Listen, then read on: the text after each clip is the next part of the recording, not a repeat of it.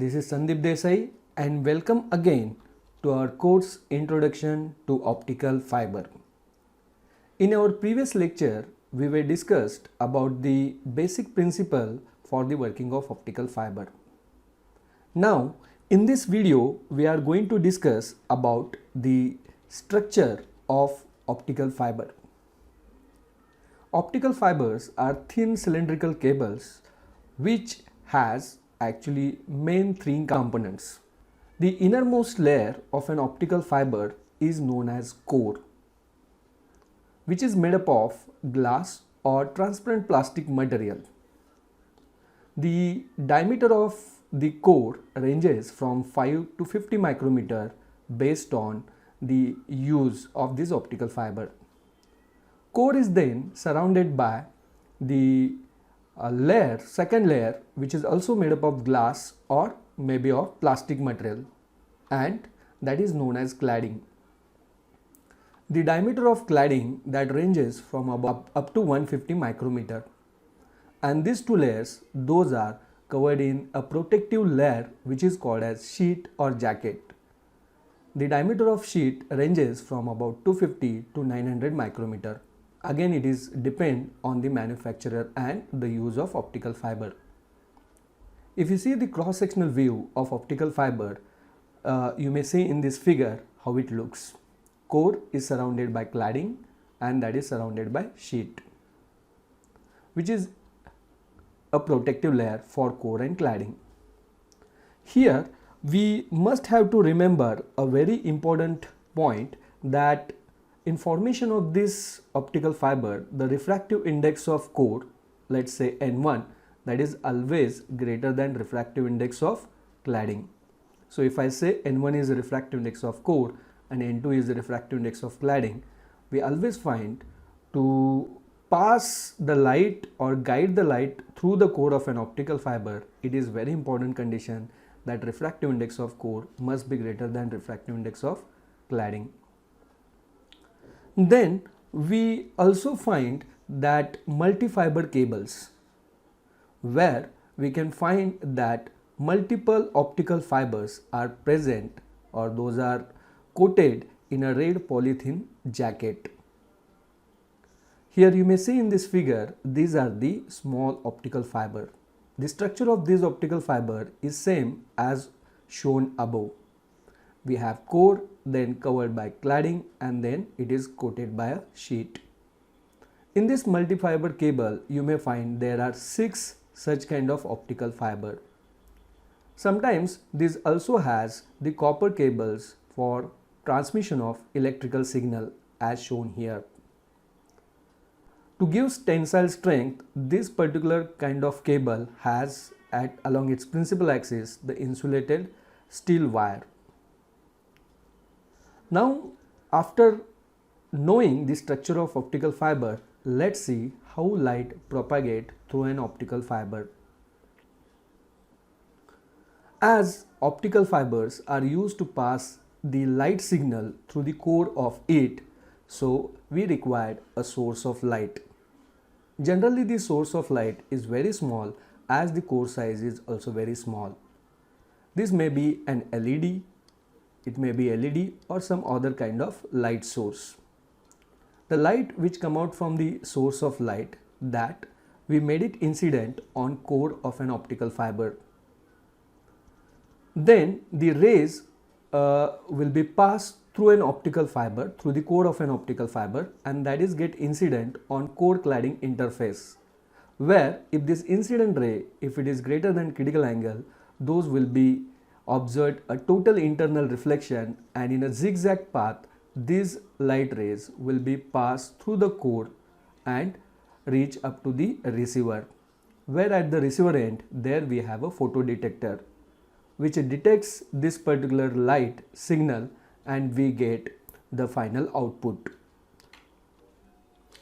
Then we will see the characteristics of optical fiber. In that we will see first of all this particular important property or characteristics of optical fiber, that is acceptance angle.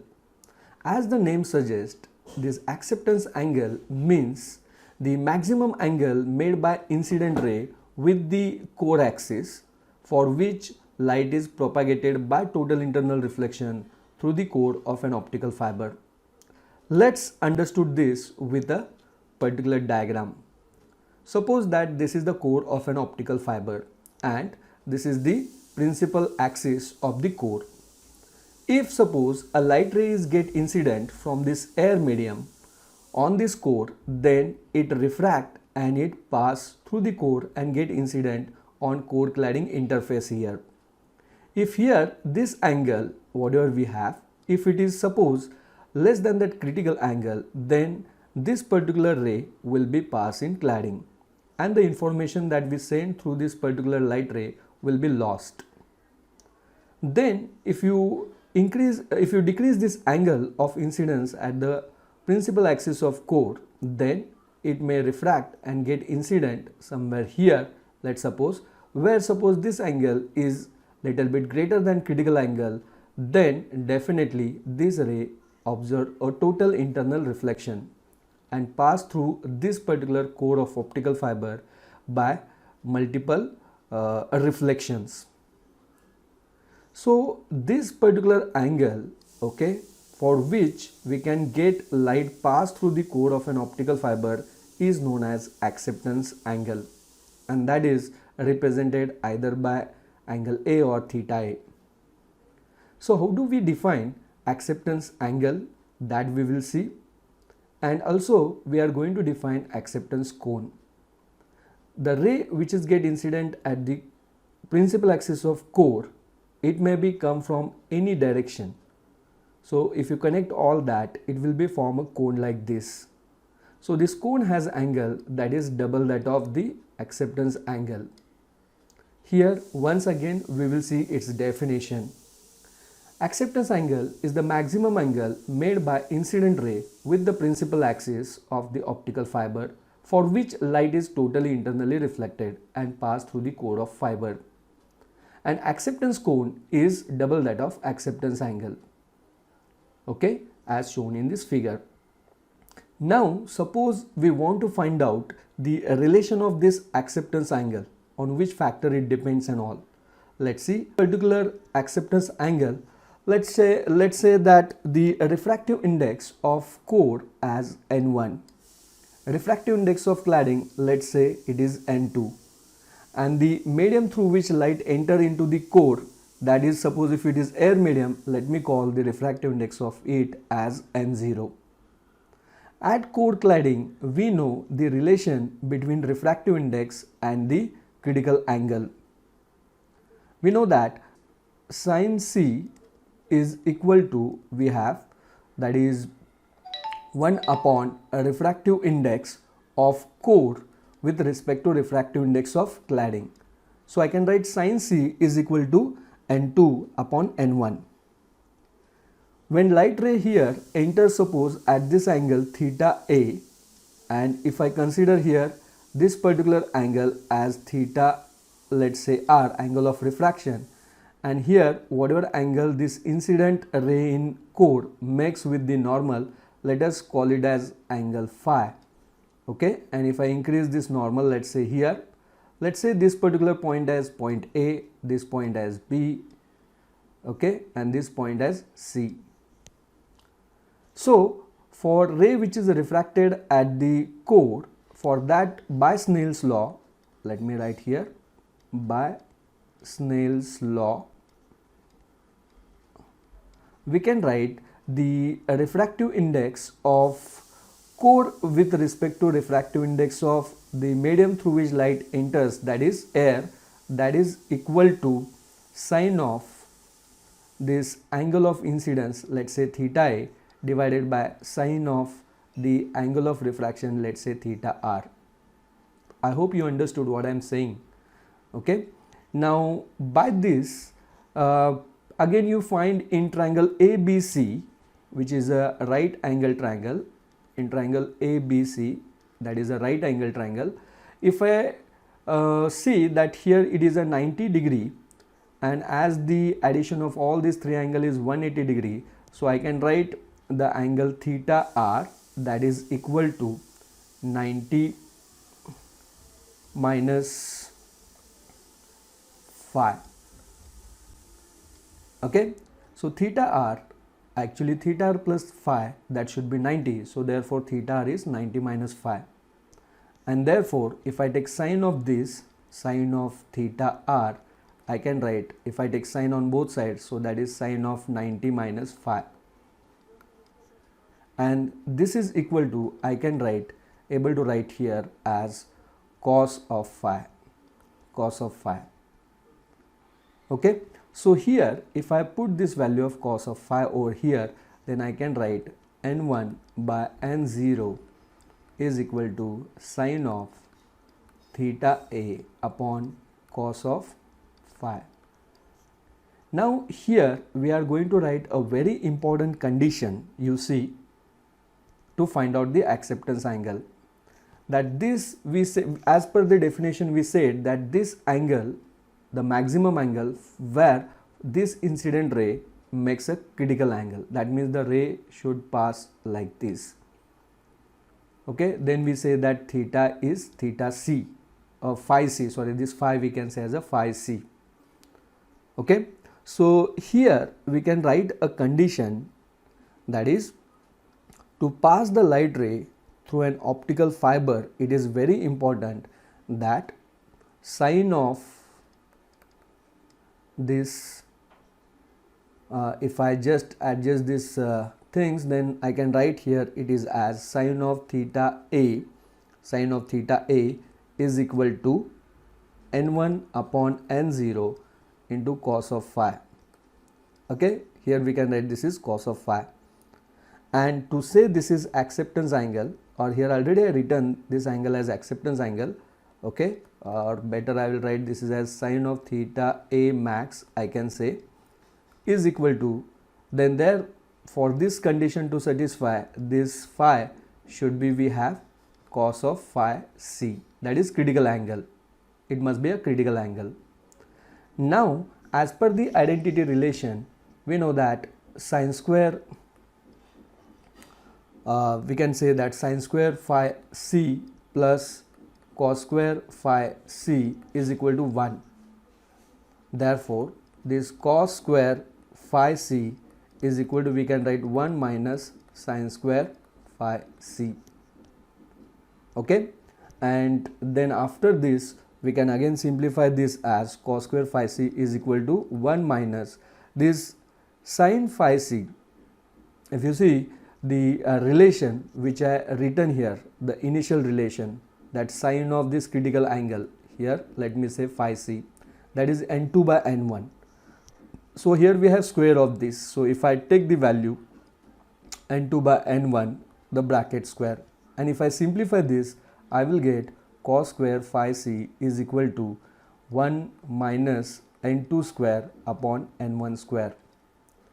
And simplifying this, I'll get n1 square minus n2 square divided by n1 square. Taking root on both sides, I can find the value of cos phi c, which is equal to a root of n1 square minus n2 square divided by n1 square, n1, sorry, the root of this. Here we can take this relation. Then what we get? Here if you put this value, then you find this n1 and n1 will be get cancelled, and finally we get sine of this acceptance angle is equal to under root n1 square minus n2 square divided by, we remain with n0. And this is the particular, okay, value of sine of acceptance angle. Therefore we can write, I can write here this acceptance angle is equal to sine inverse of under root n1 square minus n2 square divided by n0. In most of the cases, this n0, that is the refractive index of medium through which light enter into the core, is 1. So in a simplified manner, we can write the relation of acceptance angle as acceptance angle is equal to sine inverse of a root of n1 square minus n2 square, where n1 is the refractive index of core and n2 is the refractive index of cladding.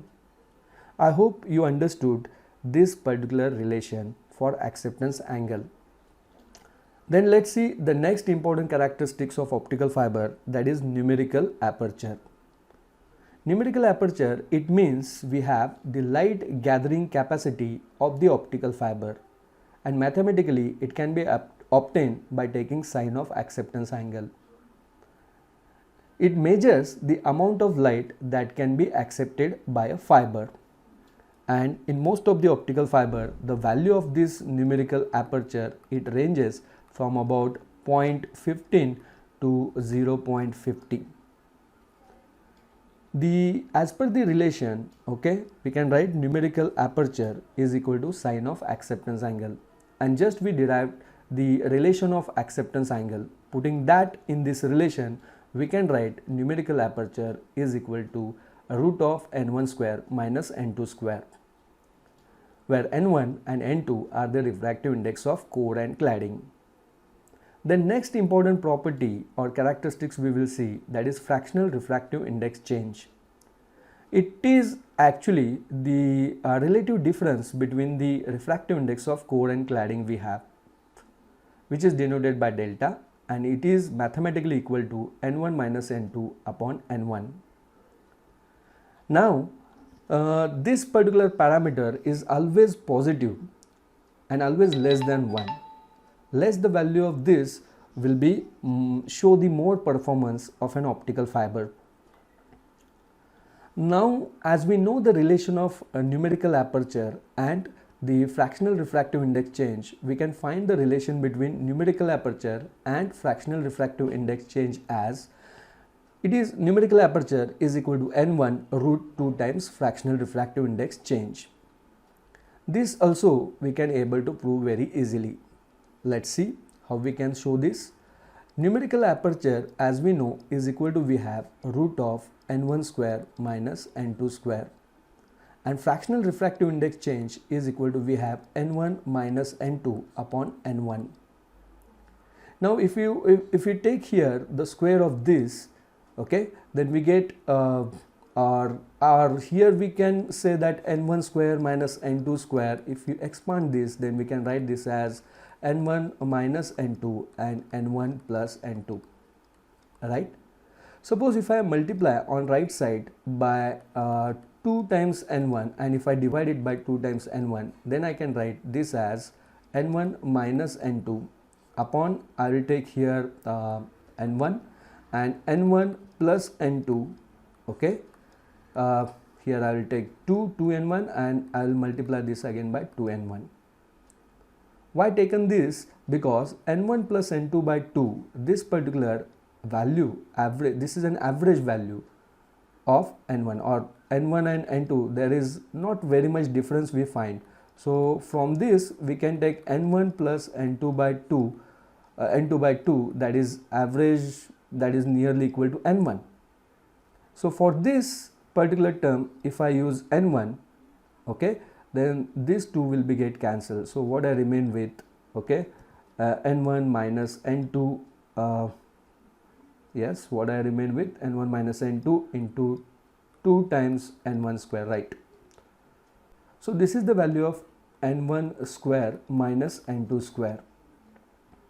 But as we want this relation in terms of fractional refractive index change, so again what we do, yes, here n1 is still remain, so let me write here n1, and now as numerical aperture, okay, it means we have, let me write here, numerical aperture means root of n1 square minus n2 square, okay. So here if I put this value, then we will get the 2 remains in a root, this term remains in root, this means what we have, fractional refractive index change, that is delta. So finally we get this as root of this delta 2 and n1 square. Root of n1 square is n1. So finally we remain with this relation. So this way one can able to prove or derive the relation of numerical aperture and its relation with fractional refractive index change. I hope in this video whatever we discussed that you understood. Happy learning and thank you.